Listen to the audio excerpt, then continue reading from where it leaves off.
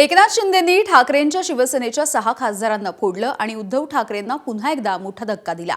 राज्यामध्ये operation tiger यशस्वी झाल्याची जोरदार चर्चा होते आणि याच मुद्द्यावरून मनसेचे अध्यक्ष राज ठाकरे यांनी भाजप आणि शिवसेनेमधले हे बंडखोर यांच्यावरती जोरदार हल्लाबोल केलेला आहे। स्वाभिमान मेला की जिवंत प्रेत उरतात अशा शब्दामध्ये राज ठाकरेंनी बंडखोरांना सुनावलं। तर देशामध्ये अनेक प्रश्न असताना सत्ताधारी मात्र फोडाफोडीमध्ये व्यस्त असल्याचं म्हणत भाजपवरती देखील त्यांनी जोरदार टीका केली आहे। फोडाफोडी करून 2029च्या निवडणुकीसाठी अमित शहा स्वतःची तयारी करतायत असा गंभीर आरोप देखील राज ठाकरेंनी केला।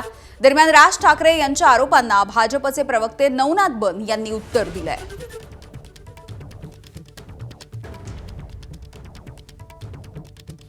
आमची सत्ता कशी टिकेल, वाटेल तेवढे पैसे आम्ही द्यायला तयार आहोत, माणसं विकली जात आहेत। एक जुनं वाक्य आहे ते, स्वाभिमान मेला ना की उरतात फक्त जिवंत प्रेत।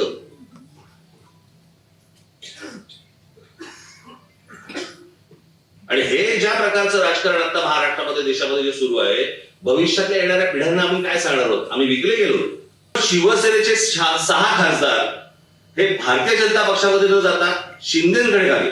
म्हणजे वरती केंद्रामध्ये काय नेमकं राजकारण सुरू आहे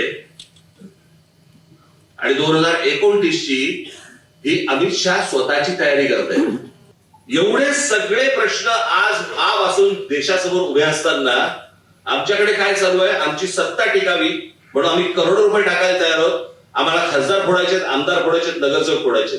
आज हे भारतीय जनता पक्षाकडनं सुरू आहे, उद्या दुसऱ्या पक्षांकडनं सुरू होईल।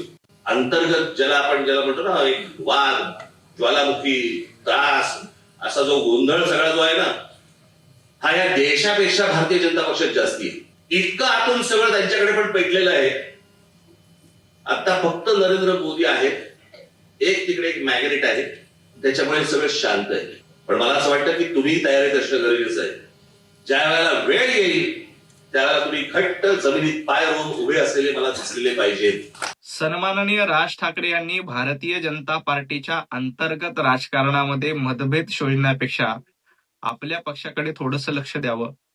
मुळामध्ये आपल्या भाषणाचे मुद्दे संपल्यानंतर अमित भाई शहा यांचं नाव घेतलं की हेडलाईन होते, म्हणून कदाचित अमित भाईंवर अशा पद्धतीची टीका राज ठाकरे यांच्याकडनं केली असेल।